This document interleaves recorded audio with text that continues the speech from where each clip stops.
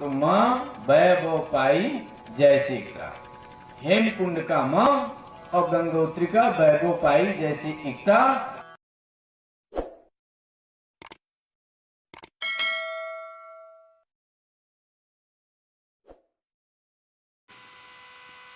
सभी भाई बहनों को सादर जय जगमित्र। आज हम आपसे इस बात की चर्चा करेंगे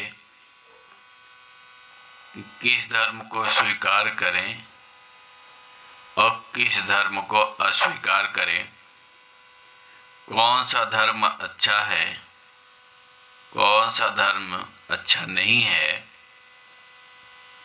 किस धर्म में सत्यता है तो किस धर्म में सत्यता नहीं है। आपके मन में वहापोह बना रहता है, इसलिए कि इस समय संसार में धर्मों का जंगल खड़ा हो चुका है। इन सब के पीछे पड़ने के बजाय आपके मन में एक प्रश्न और उठता होगा कि हम जिस विचारधारा या जिस धर्म को स्वीकार करते हैं वही सर्वश्रेष्ठ है। मित्रों, कोई धर्म सर्वश्रेष्ठ नहीं है। किसी एक धर्म को स्वीकार करने का तात्पर्य ही होता है अन्यों को अस्वीकार करना और अन्यों के प्रति नफरत और घृणा मन में बनाकर रखना, उनमें कमियां ढूंढना। तब आपके मन में आता होगा, तब क्या करें? तब यही करें, किसी भी धर्म को स्वीकार न करें, जीवन धर्म को स्वीकार करें और जीवन पंथ पर चलें, जीवन ग्रंथ को पढ़ें, जीवन देवता की साधना आराधना करें। इससे बेहतर कोई धर्म नहीं हो सकता। यह आपका धर्म होता है जो आपके साथ पैदा हुआ है। धर्म यदि कुछ है तो स्वयं जीवन है। व्यर्थ के ऊहापोह से उसका क्या संबंध है? आपको लगता होगा कि शास्त्र तो धर्म धर्म चिल्लाते हैं, शास्त्र तो बस शब्दों से भरे हैं और धार्मिक कहे जाने वाले व्यक्ति के मस्तिष्क में आकाशीय स्वप्न भरे पड़े रहते हैं। वे आकाशीय स्वप्न की यात्रा करते हैं। शास्त्र और सिद्धांत उनके चित्त में धर्म के प्रवेश के लिए द्वार ही नहीं देते। धर्म है क्या? दरवाजे के दो पल्ले हैं। एक धर्म जो मनुष्य द्वारा बनाया हुआ है और एक शास्त्र जो मनुष्य के द्वारा बनाया हुआ है। दोनों पल्ले ऐसे बंद हो जाते हैं कि व्यक्ति के जीवन में धर्म प्रवेश ही नहीं करता जो सत्य धर्म है।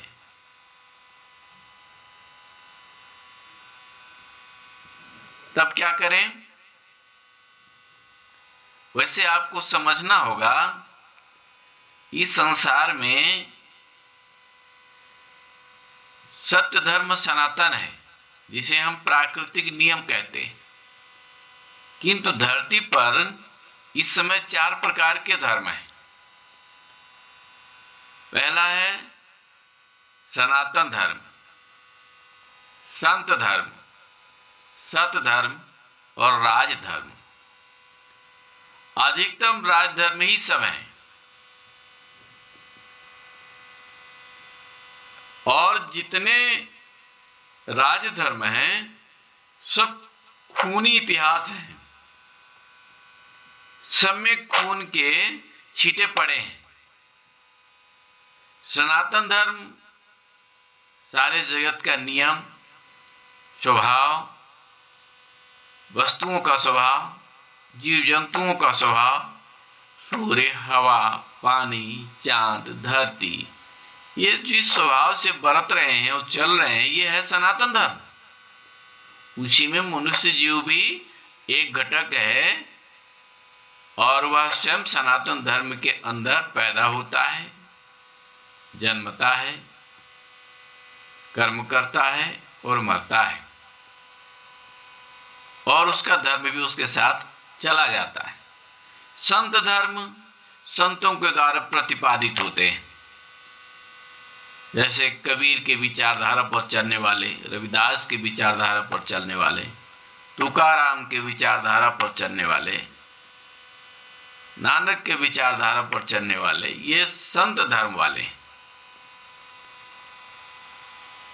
एक होता है सत धर्म, अर्थात किसी दार्शनिक विद्वान के विचारों को स्वीकार कर चलने वाले, और बाकी राजधर्म है। जैसे हिंदू ये राजधर्म है, इस्लाम ये राजधर्म है, बौद्ध ये राजधर्म है, ये राजकुमारों के द्वारा प्रतिपादित है। इन सब में खून के छींटे पड़े हैं। आइए देखें 14 देवासुर संग्राम, लंका कांड, महाभारत के बाद हिंदू धर्म की बुनियाद में यही घटनाएं हैं। वेद युद्धों का वर्णन कर रहा है।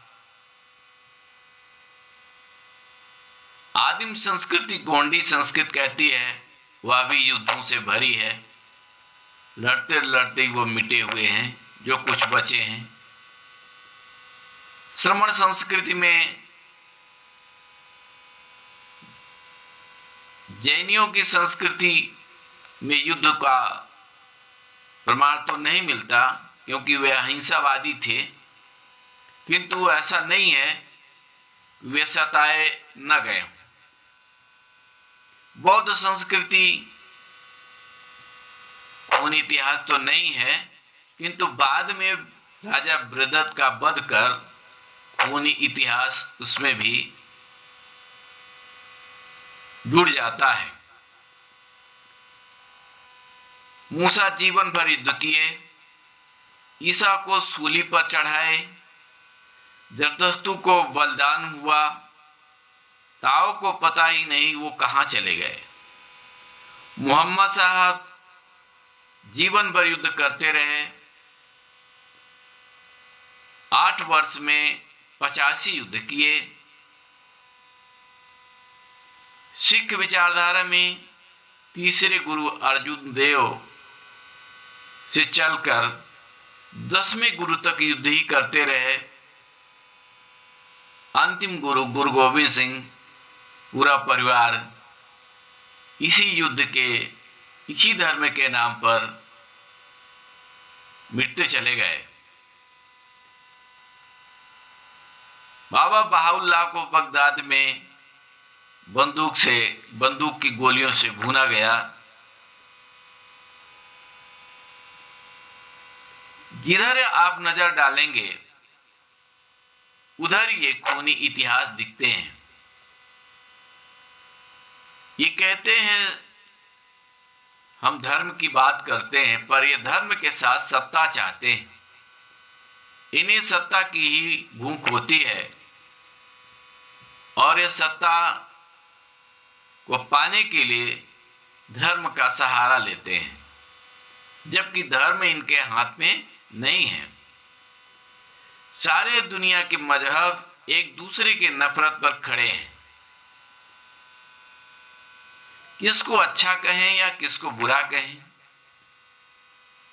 जिधर ही नजर डालें उधर ही किसी व्यक्ति के द्वारा प्रतिपादित ये सारे विचारधाराएं हैं। जो एक व्यक्ति को आदर्श मानकर चलते हैं,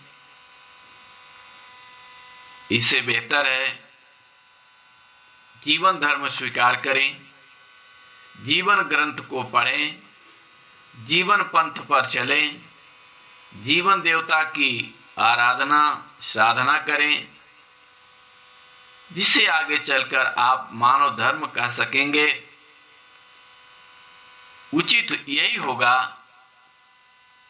फिर एक बात और आपको विचार करनी होगी कि जैसे राजाओं के द्वारा प्रतिपादित राजतंत्र समाप्त हुआ, तो इन राजकुमारों के द्वारा प्रतिपादित राजधर्म भी अब जाना चाहिए। इनके भी अब दिन लद गए हैं। उसी प्रकार से अब होना चाहिए जैसे प्रजा के द्वारा प्रजातंत्र लाया गया, उसी की तरह अब प्रजा धर्म होना चाहिए। अब भगवानों के धर्मों से दुनिया नहीं चल सकेगी। अभी तक इस धरती पर राजाओं के बनाए ये धर्म और संस्कृति से खून ही बहता रहा है और नफरत और घृणा ही फैलाते रहे हैं। एक दूसरे को नए नए शब्द नीच, गंवार, अछूत, काफिर, म्लेच्छ, शैतान जैसे शब्दों से इस्तेमाल कर आधी से अधिक समाज को काटते रहे हैं, तोड़ते रहे हैं।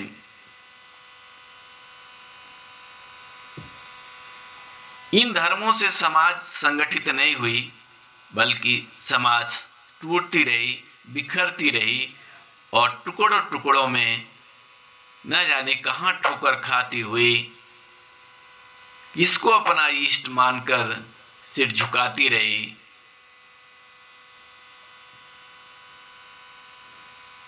इनका समय समय पर चतुरों ने लाभ उठाया और अपने आप को स्थापित किया और संसार को बरगलाते रहे, भ्रमित करते रहे।